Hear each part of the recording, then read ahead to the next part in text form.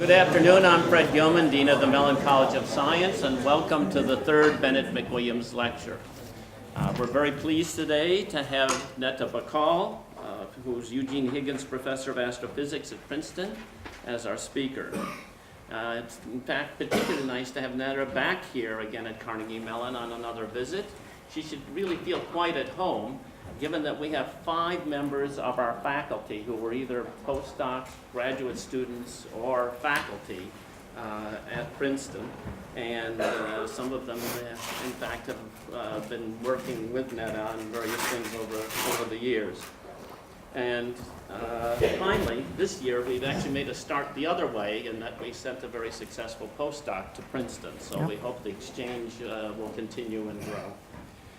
Among Neta's honors are membership in the National Academy of Sciences, the American Academy of Arts and Sciences, Distinguished Research Chair at the Perimeter Institute, recipient of the Payne Gaspaskin Award, member of the editorial board of the Proceedings of the National Academy, past Vice President and Counselor of the American Astronomical Society, Century Lecturer of the American Astronomical Society, and then the chair of various chair or member of various committees of the NSF and NASA and the National Academy.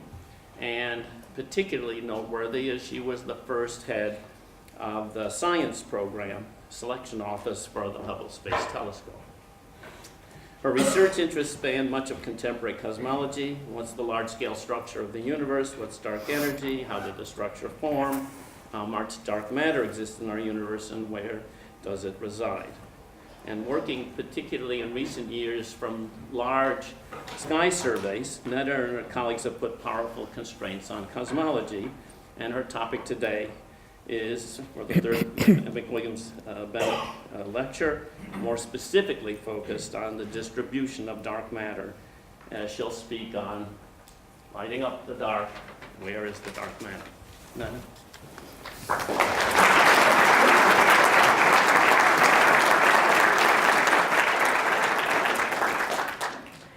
Thank you very much, Fred. It's a pleasure, as always, to be back here at CMU. I spent wonderful, busy couple of days talking with many of the scientists, the astrophysicists, cosmologists in the group. And as Fred said, many of them came from Princeton and our previous postdocs and students and faculty fellows of ours. And I'm very impressed. You should all be very impressed with what a strong and powerful group of astrophysicists you have here at CMU. And the work that they do is all cutting-edge, important work in astrophysics, in cosmology, dark energy, dark matter, all the fun stuff that we are learning about today, and getting much more information and trying to really unravel the mysteries of the universe on the very, very large scale. So what I'm going to talk about today, as Fred mentioned, is a question that seems very simple. Where is the dark matter in the universe? It's a simple question. We all know that there is a lot of dark matter in the universe, but if I ask you where is it exactly and how is it distributed, the answer to that is not so well known. And what I want to show you today is some new results that we have that describes where the dark matter is and how it relates to the underlying distribution of what we can see directly, which is a distribution of light, all the galaxies that we see, the stars which make up the galaxies, and so on. So when you look up at the McWilliams, since it is the Bennett-McWilliams Lecture today, I wanted to see a little bit in more detail the goal of the McWilliams Center for Cosmology here at CMU. And this is from your webpage for the Center of Cosmology. And you see about the center, one of the first sentences, that visible matter makes up only a small fraction of the matter in the universe. And elusive dark matter and dark energy form the bulk of the universe. And researchers here and elsewhere in the world are trying to address the fundamental questions that come with this big, most fundamental question in cosmology and in physics today is dark matter, its properties, its distribution, and what it is, as well as dark energy. I will not talk about dark energy today.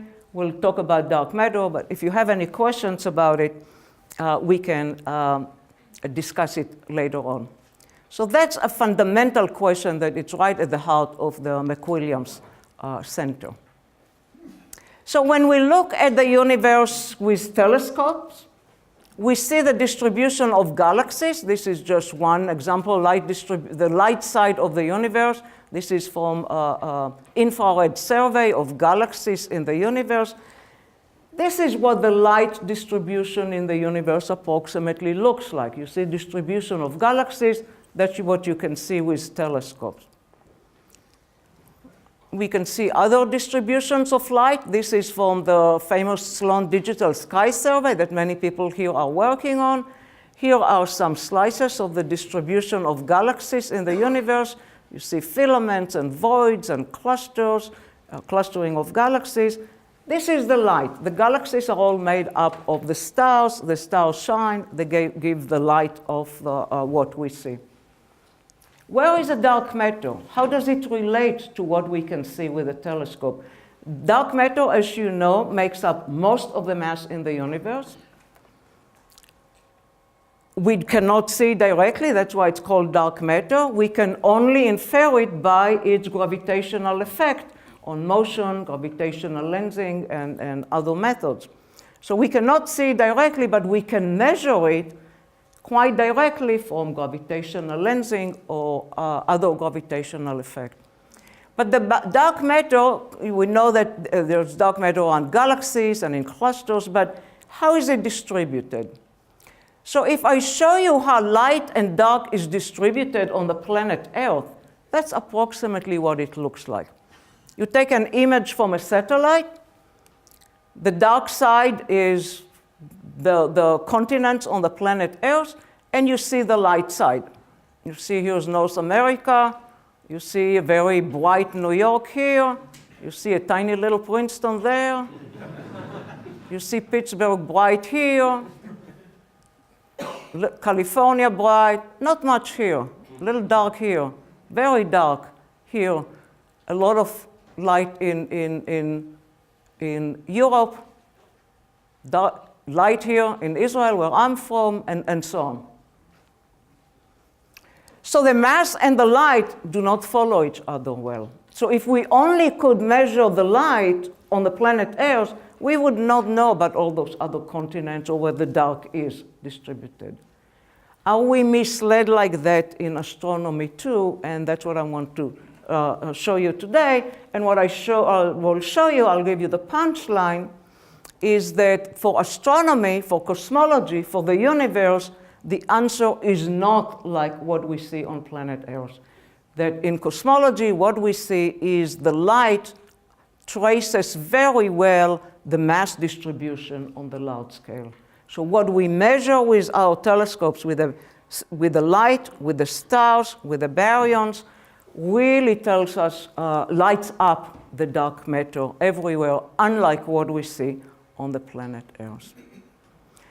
So we all know that galaxies, here is our neighboring galaxy, M31, I'm sure you're all familiar with that, and we all know that galaxies have dark matter halos all around them. That was measured very well in the 70s already by seeing the dynamical motions of stars and gas clouds far away from the galaxy that are still being pulled by the gravitational potential well of the galaxy itself, therefore indicating that while there are not many stars farther out, there's still a lot of dark matter that makes the rotation curves of galaxies flat. So we know that there is dark matter halos around galaxies.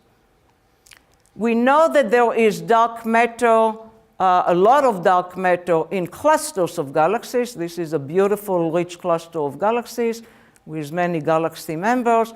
And you see the beautiful gravitational lensing effect of a distant galaxy that is being lensed. That's a galaxy beyond the cluster. It's being lensed by the mass, by the potential well of the cluster as a whole, and it looks like multiple images and all around, just like what a gravitational lens will do. A lot of work is being done here at CMU on gravitational lensing. And the gravitational lensing, just by Einstein general relativity, gives you the measure of the mass enclosed within the cluster. And the mass here is a lot of dark matter. Basically, everything is where you see it's dark. It's actually full of dark matter there, and a lot of dark matter in clusters of galaxies. In fact, in clusters of galaxies, that was the first discovery of dark matter that the famous astronomer Fred Zwicky did in the 1930s, that he suggested, and in a cluster similar to that, there is a lot of dark matter, just from the motion, very high motion speed of the galaxies moving in the cluster, typically at velocities of about 1,000 kilometers a second. That means a lot of mass, and that's confirmed by the lensing. So we know we have a lot of dark matter in clusters. Here is another beautiful, you see a beautiful gravitational lensing, a poor little galaxy way behind the cluster being very strongly lensed by the mass of the whole cluster. Those images are obtained with Hubble Space Telescope. And it's not only that, you see many other little streaks of light. These are distant galaxies being lensed, being stretched out by the mass of the whole cluster. And here we have the large-scale distribution of galaxies, and the question how much dark matter is all around it, and how does it follow the light distribution.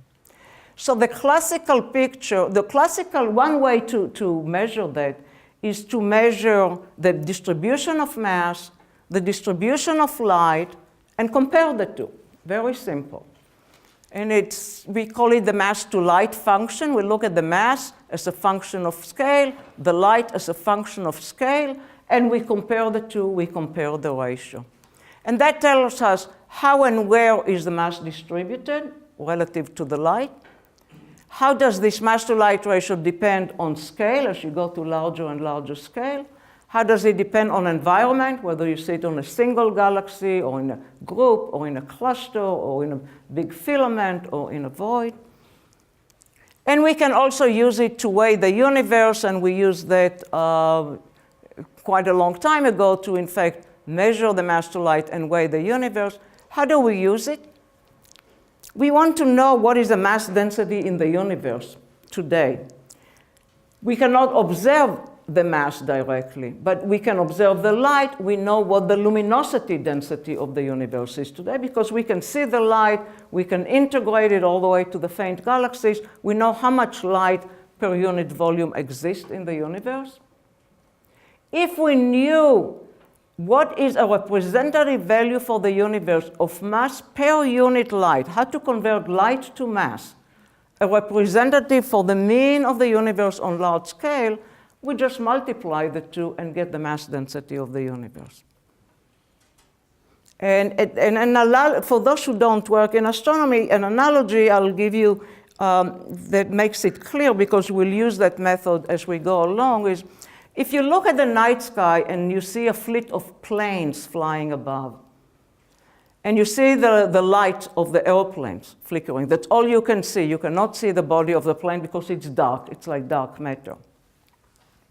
But if you can measure the typical mass of a plane, I don't know, 10 tons, I don't know how much a plane weighs, but let's say 10 tons per 2 units of light, 2 light bulbs of the plane. Then you know a typical mass per light, 10 tons per 2 units of light. And then if you see 10 units of lights in the sky, you know how much they weigh. That's how you calibrate the mass per unit light. If you have a representative value for the mass per light, to get the mass density of the universe. So that's just an analogy. The typical value that we measure then, and I'll show you some new results, and it's consistent value, is about that much. The mass per unit light is 300 in units of solar masses per solar luminosity. For the sun, that value is 1. The sun is 1 solar mass per 1 solar luminosity. For the universe, it weighs like 300 solar masses per 1 solar luminosity. That already tells you it's a lot of dark matter, because star would have about 1. So it's 300, and if you use that, plug in the right numbers for cosmology, you get that the mass density of the universe is about 25% of the critical density. So 25% of the critical density means critical density is the density needed to stop, to halt the universe expansion, just to stop it eventually.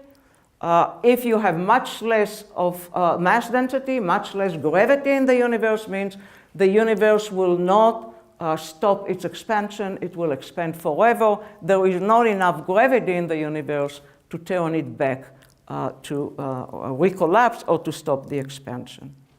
And that value we have obtained already many years ago, and that value is in fact now the standard value for the cosmology, for the lambda cold dark matter cosmology. It's about 0.25 or 0.3. So that's just the method. And let's get back to the distribution of mass and light.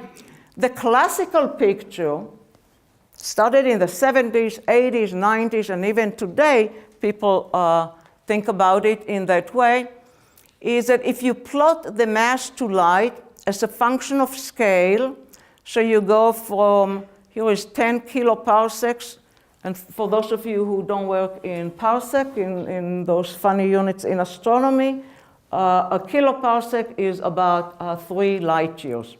So 10 kiloparsecs will be 30,000 light years. These are galaxy scale. These are group scales. This is 1 megaparsec, 1 million parsecs, so it's 3 million light years, clusters of galaxies. And you see the measurement from the 70s, 80s, even 90s, show that the mass per unit light keeps growing as you go to larger and larger scale, from galaxies to groups to clusters. What does it mean that the mass to light keeps growing? It means that as you go, there we have dark matter here, but as we go to groups and as we go to clusters, we have much more dark matter than we have light, right? Obviously, as you go to larger scale, you'll have much more mass and you'll have much more light. But the fact that the total mass to total light grows means you have more mass than you have light as you go to larger scale.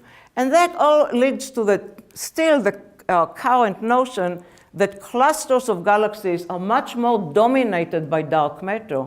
They have much more dark matter than galaxies do. This is about 300. This is only about 10 or 20, and groups are in between. And what I want to show you from our results, that is not really so, that the dark matter follows the light distribution quite well as you go to larger scale.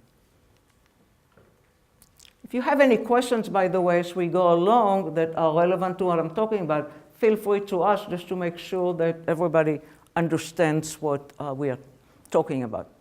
So a while ago in the 90s, we looked at that mass to light as a function of scale, but we separated it to the different types of galaxies, spiral galaxies, elliptical galaxies here in green, and in red are groups and clusters of galaxies. And one thing we immediately saw that even for spiral galaxies, the mass to light keeps increasing up to about maybe a couple hundred kiloparsecs, means we see the big dark matter halos around galaxies. If the mass to light keeps increasing, that means as you go beyond the luminous galaxy that ends about here, you still have more mass because the mass keeps growing. There's no more light there. The mass keeps growing, either from lensing or from the flat rotation curves. So you have more dark matter, and then you have no more light beyond a given scale. You're familiar with what galaxies look like. That means the dark matter halos around galaxies. And what we saw that the dark matter halo continues at least to much bigger than people expected, to at least a couple hundred kiloparsecs. But beyond that, we saw that it flattens out. And we also saw that the groups and clusters are just made up of the mass, all the mass of the spirals and ellipticals together. They don't need additional dark matter, unlike the usual expectation that the entire masses of groups and clusters can be simply made up by a mixture of spirals and elliptical galaxies and therefore flatten out. This is a recent result from the Sloan Digital Sky Survey, and you see it fits in beautifully with that flattening out on large scale, and we got omega of the order of 0.2 or 0.25. So this is from the old work they did, and our conclusion was, first of all, that the mass per unit light does not keep increasing. We don't have more and more dark matter as we go to larger and larger scales. Unlike what many people still think, that it flattens out means beyond some scale of a few hundred kiloparsec, mass and light trace each other very well. The light knows where the mass knows where the light is, which means it's the end or the edge of the dark matter distribution. No more additional dark matter as we go further out. We also saw that a mixture of spirals and ellipticals can produce the entire mass of groups and clusters. So clusters, our conclusion then was, have no additional dark matter, unlike what was believed to be.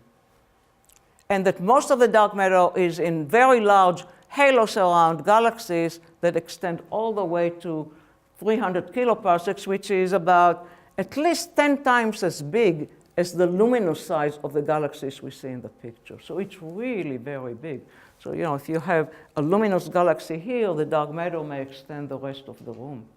It's at least 10 times as big. And I want to show you now some of the new results from the Sloan survey. So we are now looking at it in a much more careful way, tracing the mass and tracing the light all the way to very large scale, tens of megaparsecs, million parsecs, by using 100,000 groups and clusters from the Sloan Digital Sky Survey. That we obtain the mass by using gravitational lensing, which are the best way to get the mass directly on any given scale. We measure the distortion of the gravitational lensing behind these structures and can get the mass distribution from the center of the galaxy all the way to the large scale. We do the same for the luminosity, get the luminosity distribution from the center to the very large scale, and compare the two. So this is just the information. We get the mass from lensing, we get the luminosity also from the Sloan, done in a similar way, and we get the ratio of the mass to light. So I want to show you some of the results. Those are recent results. This is done with a graduate student at Princeton, Andrea Collier. Here is the mass to light, same as what we saw before, within a given radius as we go to larger and larger radii, as a function of scale. Here again is 100 kiloparsecs. Here are galaxy scale, about 20, 30 kiloparsecs. 1 megaparsec are size of clusters. Here is the big cosmic scales of 30 megaparsec. So it's going from the small scale of galaxies all the way to big cosmic scales. So let's forget for a moment the top three curves. Let's just look at this. The different colors just tells us about the environment that we are centered on. These are poorest groups of galaxies. These are intermediate mass, and these are the most massive clusters of galaxies. But the basic picture that you see is you see a rise in M over L up to some scale of a few hundred kiloparsecs, and then you see a flattening. So we see the mass to light increasing. We see the big dark matter halo around a central galaxy that we sit on, that we are centered on. But beyond a few hundred kiloparsecs, it's all flat. Mass and light trace each other. This we know is due to the central brightest cluster galaxy, because when we just take out this galaxy, just take out the light of that galaxy, we get these 3 curves. So this is all by sitting on that one galaxy. So this measures the dark matter halo around this brightest cluster galaxy, and it keeps rising because we have dark matter halos there. But beyond that scale of just a few hundred kiloparsec, about 300 kiloparsec, the mass and the light trace each other remarkably well. I'll show you how well in another few slides. So if we just take out the central bright galaxy, you see the mass to light as a function of scale, 9 units of the actual scale of the system, the virial scale. We see how similar they are and how flat, but with a slight trend downward. The slight trend downward, the black line, is what we expect simply by the mixture of the old elliptical galaxies and the young spiral galaxies, because they will give you different contribution to the light, or to the mass per unit light ratio. So that means we see the effect, not only it's flat, but the mass traces light remarkably well, but we even see the effect, the small effect of the difference between spiral and elliptical galaxies. So if we correct for the stellar population, it will be totally flat, which means the mass and the stars themselves trace each other remarkably well. And I'll show that to you in a moment. Here is the same thing, but not cumulative, so it's not within a radius, but that's at any given radius. So there is a big scatter, but you see it more clearly. You see how all the systems give you exactly the same result.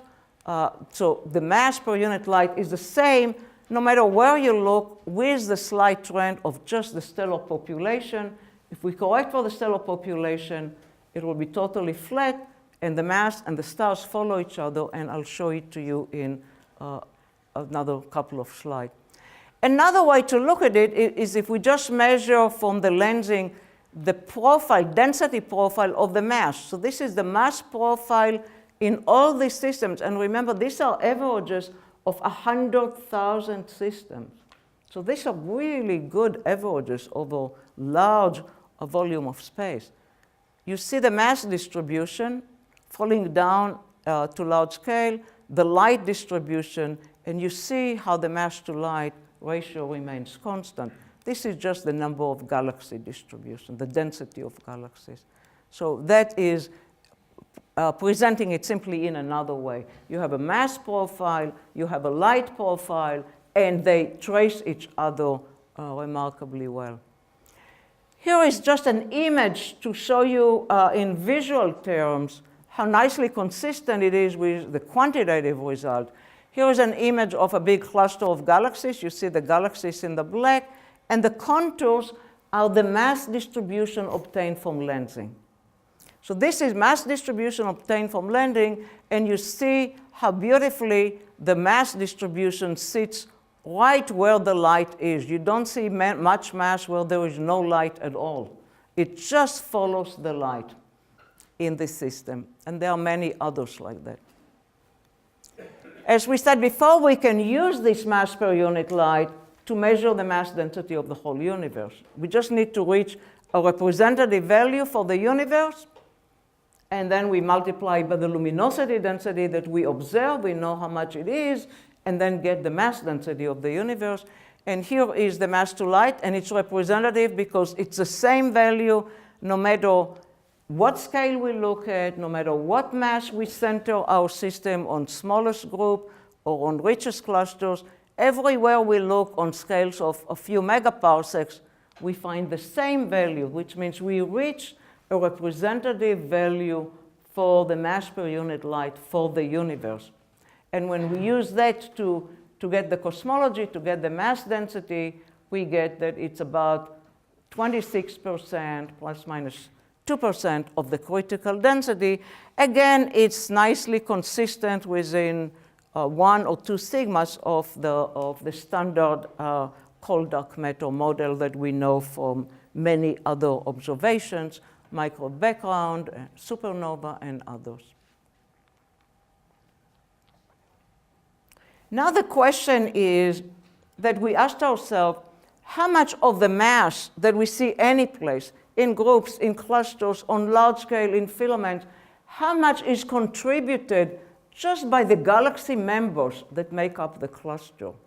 And here I want to show you that we think that most of the mass any place in the universe, most of the dark matter in the universe, is simply located in these very big halos around individual galaxies, individual typical bright galaxies like our own Milky Way. They have very big halos. They are virial radius that goes to about 300 kiloparsecs, contains a lot of mass. When we take the mass observed within such halos and the light and adds gas that we know exists there, we get that blue band right here. So this is just how much the galaxies bring with them mass, dark matter, and light, and see how remarkably well it agrees with the entire mass to light distribution that is obtained all the way from the smallest scale inside groups and clusters up to the largest cosmic scale. So what does it mean?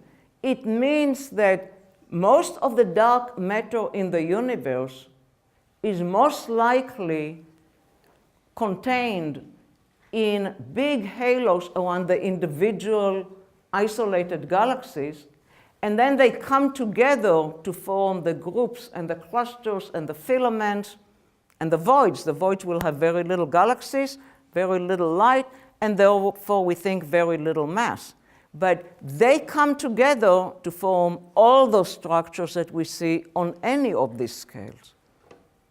So unlike the classical picture where people believed galaxies have some dark matter, but groups are much more dominated by dark matter and clusters even more so, this shows that that's not the case, that they all have the same approximate mass per unit light ratio.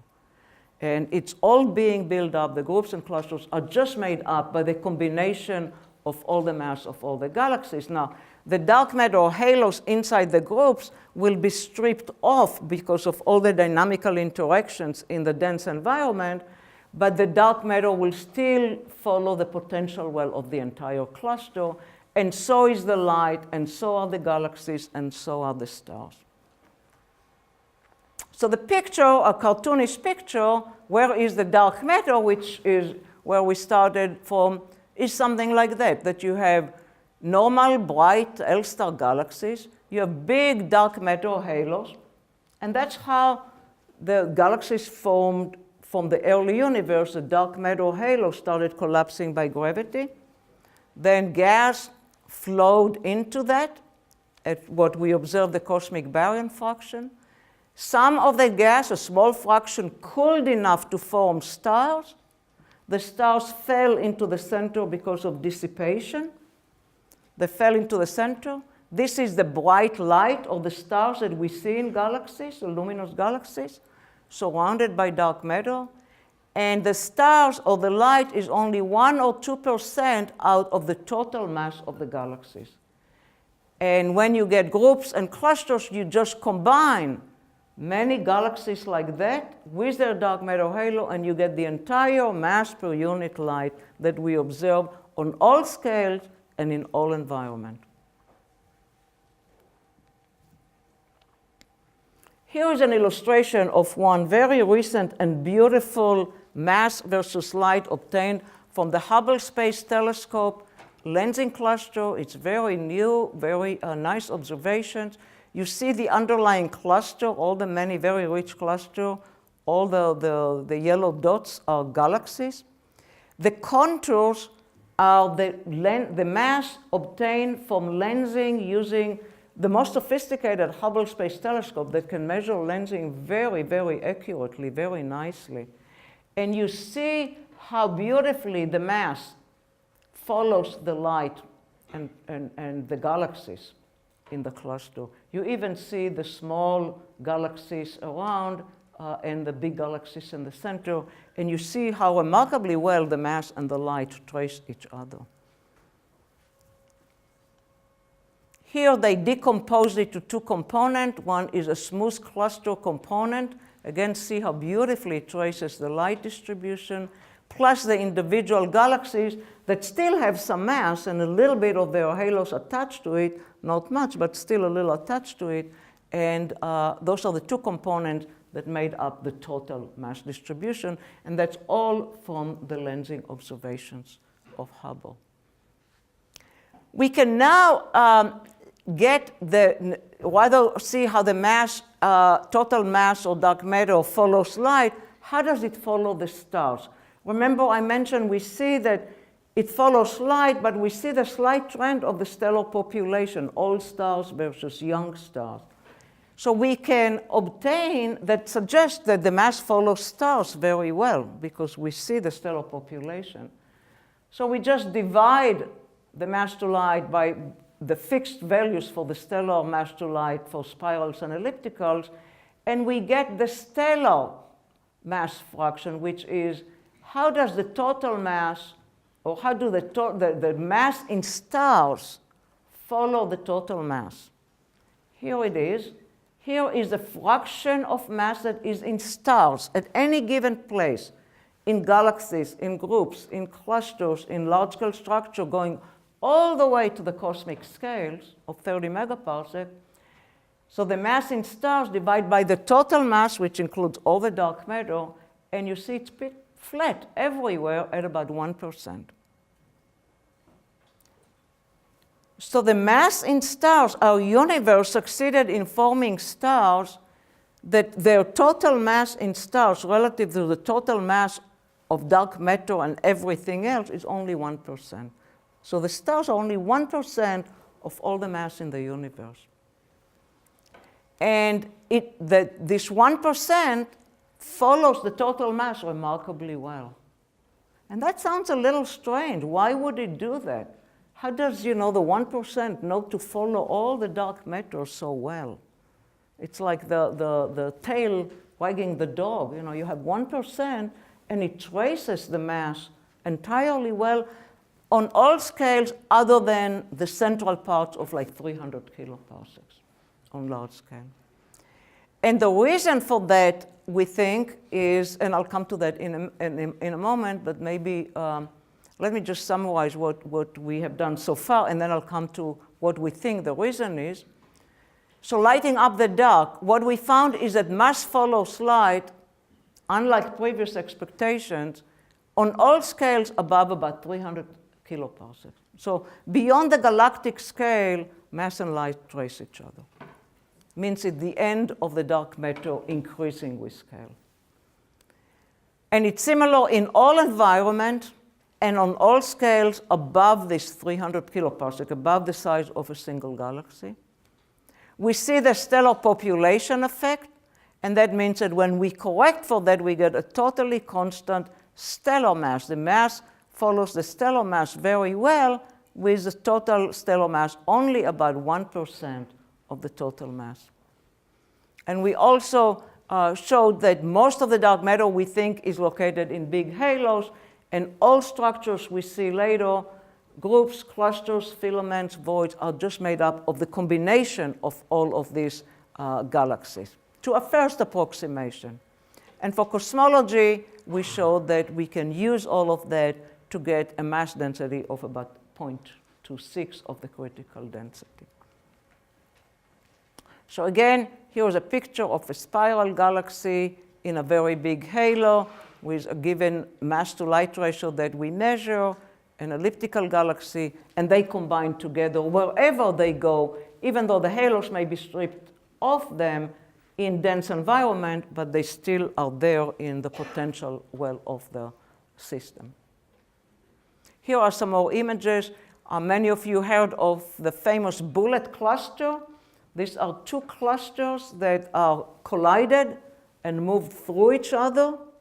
And clusters have, as you know, three components. They have galaxies, which is stars. They have dark matter, and they have gas, hot gas. So here is a bullet cluster. You see the underlying picture. These are the galaxies. You see there are two centers for the galaxies. And the green contours is the mass distribution measured by lensing. And you see how well the mass it follows the light distribution of the galaxies or the stars, and the gas is actually not shown here, but it's in between because they collided and the gas was left at the center, and the galaxy's dark matter penetrated each other. Here is the other picture I showed you of the Hubble Space Telescope recent lensing measurement, and again you see how they trace each other. So why does mass follow light, follows stars?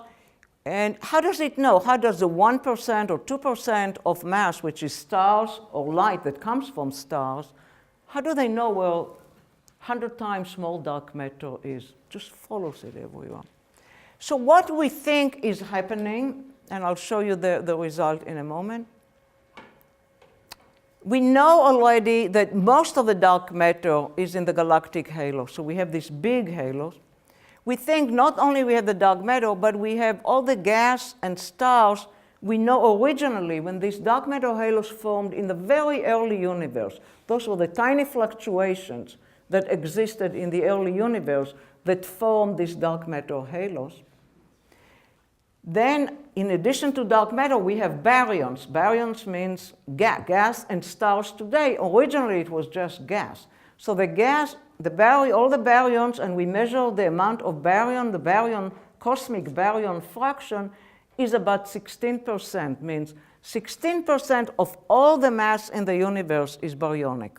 We measure it from Big Bang nucleosynthesis, from the microwave background, different measures. But we measure it quite accurately. About 16% of the total mass is baryonic. The rest of it is not baryonic. We don't know what it is. That's one of the biggest questions in cosmology. But the baryonic matter, the gas, fell into those dark matter halos. It's just gravity. It fell into those dark matter halos, so we had about 16% baryons, gas. A little bit of that gas cooled off eventually to form stars. Once it cools off, it can fragment and make stars. So we think a small fraction, only about 10% of this 16% gas, baryons, cooled off, formed stars, and therefore it will give you about 1 to 2% of stars. And the rest of the gas, we think, is still there in those dark matter halos. So I'll show you the results that we now have from a senior thesis with a student at Princeton, Ben Cook, that we indeed see that. So again, here is a cartoon picture. You have the dark matter halos that formed in the early universe. You have gas flowing in at the cosmic baryon fraction, the 16%. A little bit of it cooled to form stars, and that's the light. And the rest, I'll show you, is still existing out in the galaxies, in the groups, in the clusters, and we observe it and we can measure it. The gas is messy because, dynamically, some of it is flowing in, some of it is flowing out, it's being heated, there are supernova explosions, but we can still measure and observe it.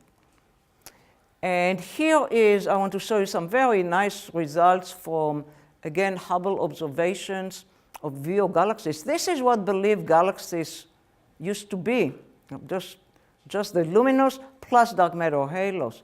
We didn't think there was much gas around galaxies. Extra baryons. This is all baryons, the stars. But this is dark matter. And we thought there was no more gas around galaxies. So we wondered, where is all this baryon fraction, cosmic fraction? Where did all the baryons go? Well, here it is. We found it. It was very difficult to detect it. These are observations from the Hubble Space Telescope, and they are obtained in a very interesting way. So this is all gas around the galaxy.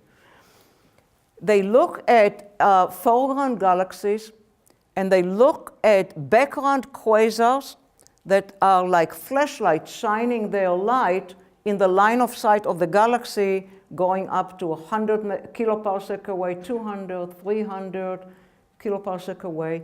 And they see absorption lines. The atoms in the gas of the galaxy absorbs light from a background quasar, and we see measure the absorption lines. I'll show it to you in a moment. they measure the absorption lines at the same redshift of the galaxy, so it's coming from the galaxy. And from that, they measure neutral hydrogen lines and some metal lines, and they can determine how much gas exists. And it continues to about 300 kiloparsecs, the same size that we saw in the previous distribution. So this is what they see. Here is a foreground galaxy. Here is a quasar that is way behind it, but it shines its light and goes through what we thought was nothing around the galaxy. We don't see anything around the galaxy. But here are the absorption lines, and they see a big absorption line right at the redshift of this galaxy. And that's how they detect gas in the outskirts, in big, big outskirts, 300 kiloparsecs around galaxies. And the total amount, it requires a lot of calculations to understand ionization factors in the gas and so on. But if we take all of that, and that's the work that we did with the senior thesis, and we look at the total baryon fraction, which is the gas plus the stars. The stars, remember, only 1–2%, very little. The gas is the rest of it. It's maybe 14–15%. So these are the individual galaxies. It's still big arrow bar. So this is the total baryon fraction. These are galaxies, and these are groups, and all the way going to richer and more massive clusters. And you see, and this is the cosmic baryon fraction obtained from the microwave background radiation, about 16%. And you see that all of them, if you go to the big enough size, to the virial radii of these systems, the baryons are all there at about the cosmic value, about 16%. And they are all there. Depends if we go to the virial radius or slightly above the virial radius, but it's all approximately there. So we have a picture emerging that I just want you to imagine the picture, again, of these dark matter halos. They are the first one that started the growth of structure in the universe from the tiny quantum fluctuations in the early universe. Then the baryons, the gas, falls into it just by gravity at 16%. We know it's 16%. Then the picture that we think is happening, a small fraction of it cools eventually to form stars, 10% of it, and that gives the 1% or 2% stellar fraction, the mass in stars relative to total mass. And the rest, the 15% or so, is gas that we see. We see it now around galaxies, and those are new results. We thought there was nothing there. We see gas all the way to 300 kiloparsecs. So we see gas there. Some of it is gas coming out of the galaxy. Some is infalling. It's moving around. It's not still. But we see it there, and we see it in groups and clusters, detecting it by X-ray emission and other methods that we will not go into detail. But we think that's the picture of what lights up the dark. The dark matter is lit up by the baryons, by the stars, 1%, pretty flat, you saw, other than the central galaxy. And the baryons are there, and that's how we can try to, at least how I can try and understand how come it's always 1% on average, is if you have the same cosmic fraction everywhere and it cools down on average. It's not to say that faint galaxies and bright galaxies are the same. Faint galaxies will have much more dark matter than stars, as some of your faculty, Matt Walker here, is working on. Very important to understand faint galaxies. But on average, it's about 1%. So conclusions: lighting up the dark. What lights up the dark? Dark matter follows light and stars remarkably well, better than we had any reason to expect to. Mass follows light, follows stars, the end of the dark matter, and the stellar mass is about 1%. Most of the dark matter is, we believe, in large halos of galaxies, with no significant increase in dark matter as you go to larger scale than galaxies. And the groups and large-scale structure just made up by this, mostly by these members, both in their mass and in their light. And the stellar mass fraction is constant at about 1% once you go to these scales above 300 kiloparsec. And the reason why we think is because we have the cosmic baryon fraction approximately everywhere on these large scales. And that can at least intuitively tell us why it's about 1%. So the dark matter is lit up by baryons, by the gas and stars, and they all follow each other on these scales. Here are galaxies. You mix together hundreds of those, you'll get that. You'll get that in the light. You'll get that in the gas. Here is a gas, and there's lots of gas here. It's not in the picture, but it's the sum of all of this gas will be here, of hundreds of these galaxies. And it's the sum of all the dark matter of such 100 galaxies will be right here. That's the lensing. So you just put it together.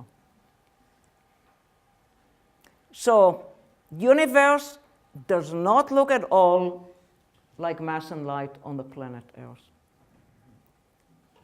It doesn't look like you have a lot of dark region with no light, or a lot of light region maybe with less mass in them. It's just very, very different. What the universe look, where is the dark matter? Wherever you see the light on the large scale, that's where the dark matter is distributed on things larger than the 300 kiloparsecs or so, which is the size of a big galaxy. So again, you know, if New York is here, very light, if Princeton is a tiny little blip here, Pittsburgh is right here, very bright, Chicago here, California here, the light and the dark matter seem to trace each other, so we know where the dark matter distribution is. And that's something that we can try to use now to understand better how that happened, how galaxies formed in that, how to do the cosmological simulation to check to see that they are consistent with that. But it tells us quite a bit of information about the nature of dark matter and the distribution and where it is and how they are all put together in the big structures that we see all around us. So I will stop here and be glad to answer any question. Thank you very much.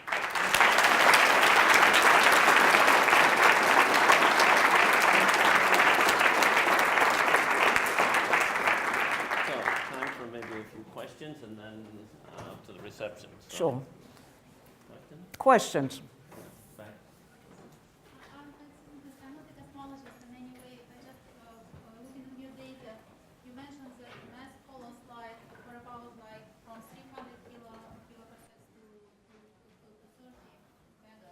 Yes. Like 2 decades, it's about 100 times. Yes.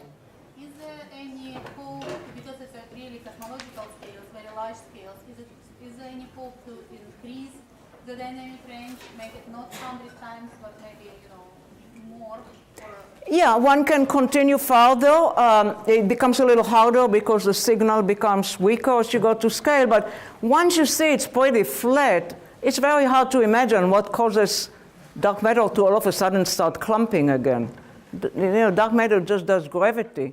So once it becomes flat, it follows the light, it will be very strange for it to start jumping up again. But yes, in principle, one can follow it to larger scale, and I'm sure it will be followed to larger scale. 2 decades is essentially the limit of observation, right? Technologically.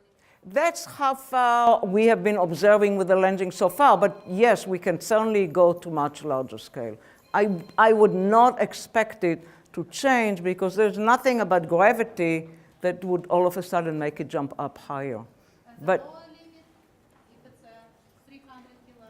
approximately, again, it's for typical where it starts flattening out, 300, 400, it's approximately where it starts flattening out. Yes? You have the light, the dark and the light following each other at large scale, but then at the smaller scale, Yes. you have some understanding. Yes, and that's a very good question. I'm glad you asked it because I probably didn't emphasize it enough. What happens, and in fact, it makes a lot of sense now that we see it, although that's not what people thought before.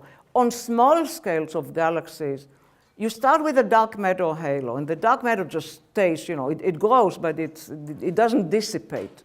It's dark matter. We don't know what it is, but we don't think it dissipates. The baryons that fall in dissipate, they lose energy. That's just the baryonic dissipation process. And it sinks into the center, cools, and forms stars. Therefore, we always see the stars mostly at the center of these dark matter halos, and the big halos farther out. That's on the galactic scale. On the large scale, there is no, it's such a large scale that there is no more dissipation effect. There's nothing to separate the dark and the baryonic matter anymore. So we don't really expect to see much difference. We expect it to trace each other because the scales is so large, you don't really expect to see anything separate, unless there was some explosion that moves the baryons here or there. There's nothing that separates them. Well, on small scales, it's just the dissipation. Just gas dissipation, and that's very important. Does this put a bound on the dissipation of the dark matter in terms of interacting with itself? I mean, that's a very good question. Or with the bright matter, or with the baryonic matter? I think that's a very good question, and I think this observation we have not looked at it to see what it tells us about either the dissipation or the coldness of the dissipation. To understand the dissipation of the dark matter, it will be on a much smaller scale than what we see. We don't, on the scale we see it, we don't see anything other than the normal. People are looking on a much smaller scale to see if there is some dissipation of the dark matter itself. It tells us something about the coldness. We know that we call it cold dark matter because it's cold, it's not spreading out. If the dark matter was hot, like neutrinos, relativistic, moving fast, it will spread out much more than light on much larger scale. We don't see it. We see it flat, that means it's cold. So it's consistent with being cold dark matter.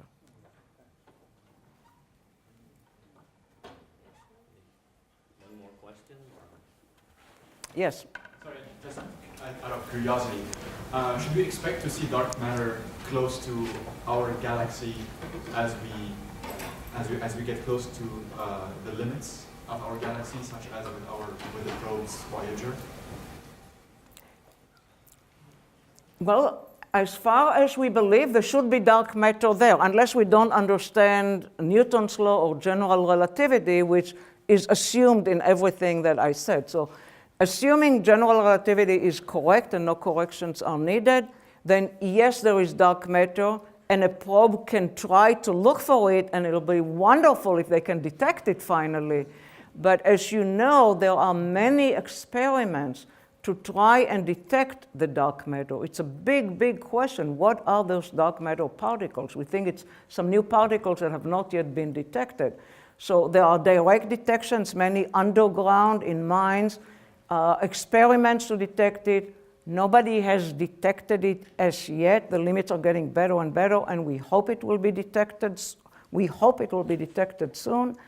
There is the LHC that are trying to find some new particles. They have not detected it yet. We hope they'll detect it soon. And there are some indirect measurements for detection. Sending a probe to look for it, it will be very interesting, but I think it'll be expensive to do, and we really want to try and get it in the LHC or in the direct detection method. But in principle, if we knew exactly the energy and so on of these particles, and you adjust your detectors properly, they should be able to detect some dark matter. And our hope, we had long discussions about it yesterday. Our hope is yet one of the yet unsolved problems, big unsolved problems in cosmology. What is the dark matter? So we can quantify it remarkably well, and that all came from astronomy. But to detect it, that will be the biggest thing, is to actually detect the particle that is the dark matter, or set of particles.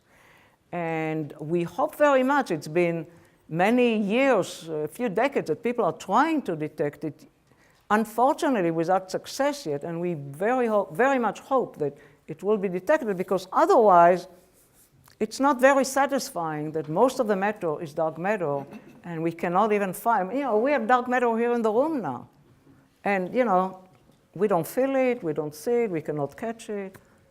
So that's a big mystery. I mean, it's impressive that we can measure it at large scale, but not at Right. But you know, if you think about it, maybe not so strange, if you think about neutrinos, we all know the neutrinos. You know, we are bombarded with neutrinos, millions of them, billions of them every second now. And we don't feel it and we don't see it. And it's hard to detect them. So, yes, it's strange, the dark matter, but neutrinos are maybe a little bit of the dark matter because they have a little mass, and they're all over us, and they hit us continuously all the time, and we don't feel it, and we cannot catch them.